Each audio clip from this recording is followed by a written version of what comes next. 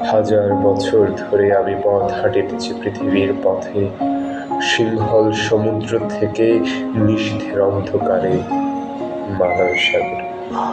অনেক ঘুরেছি আমি বিম্বিসার অশোকের ধূসর জগতে, সেখানে ছিলাম আমি আর দূর অন্ধকারে বিদর্ভ নগরে। আমি ক্লান্ত প্রাণ এক, চারিদিকে জীবনের সমুদ্র সফে। আমার দ্বন্দ্ব শান্তি দিয়েছিল নাটোরের বনলতা সে। চুল তার কবেকার অন্ধকার বিদিশার নিশা, মুখ তার শ্রাবস্তির কারুকার্য। অতি দূর সমুদ্রের পর হাল ভেঙেছে নাবিক, হারাইছে দিশা। সবুজ ঘাসের দেশ যখন সে চোখে দেখে দারুচিনি দ্বীপের ভেতর, তেমনি দেখেছে তারে অন্ধকারে।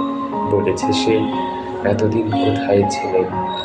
পাখির নীরের মতো চোখ তুলে নাটোরের বনলতা সে।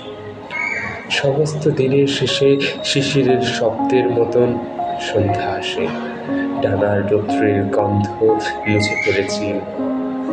পৃথিবীর সব রং নিভে গেলে পাণ্ডুলিপি করে আয়োজন, তখন গল্পের তরে জোনাকির রঙে ঝিলমিল।